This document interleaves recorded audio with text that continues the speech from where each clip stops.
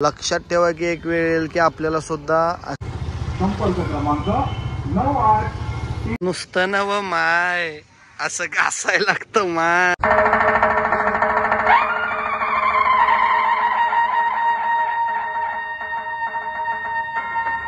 अशा रीतीनं मित्रांनो आता आपण आलेलो आहे सामान घेऊन. बघा इथं त्याला जोडणार आहे. इथं काय तर चालू आहे मस्तपैकी कार्यक्रम. इथं आपण सामान जोडणार आहे. इथं कडे होतोय अरे भाई. आपली रिक्षा चाललो आहे आणि आपलं कॉलेज आहे भलतंच पहिलंवालं. तर सध्या आपण आता इथं स्पीकर जोडणार आहे. तर तुम्ही पुढे बघत राहा. इथं चेकअप आहे आरोग्याचं. आहे ना गाडीवरती चालू ना. कसं वाटतंय सुखाचं ना हो यायलाच लागतंय बघा. असं आम्ही आता टॉमट्रेट बांधून घेतलेलं आहे बघा मस्त आहे की गावठी भाषा तुतारी. तर मस्त एक कॅमेराला दादा पण आलेला आहे मस्त वेगळी. आता इथं चाललंय मार्केटमध्ये मस्त वेगळं फोटो बिटो काढायचं चाललेला. अशा रीतीने गर्दी झाली खतरनाक.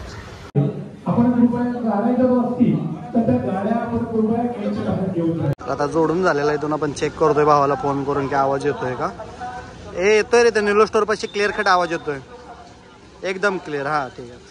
करण्यात येणार आहे करण्यात आलेली आहे याची कृपया आपण नोंद घ्यायची आहे. तसेच कार्यकर्त्याला विनंती आहे आलेल्या नुसतं नव माय असं घासायला लागतं माय. तर आता आपण रिक्षावरती बांधून आपण आता पुकारणार आहे शिवसेना सान्या. तर असं काय आपण रिक्षा बांधतोय आता. संपर्क क्रमांक 9833635403 व 9833635407.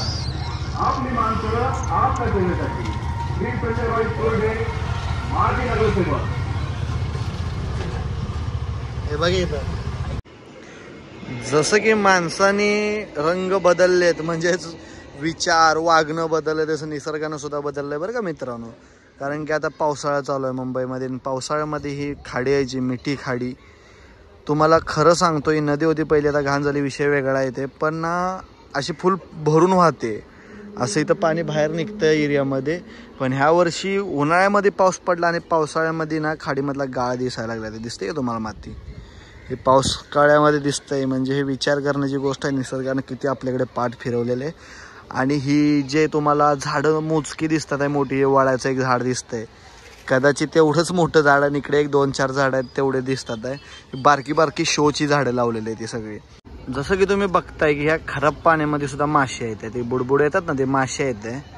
ही माणसाने खराब पाणी केलं पण ह्या माशांना सुद्धा त्याचं भोगावं लागलं. त्या खराब पाण्यामध्ये त्यांना जीवन जगावं लागतं. तसंच लक्षात ठेवा की एक वेळ येईल की आपल्याला सुद्धा असंच घाणीमध्ये जगावं लागणार आहे.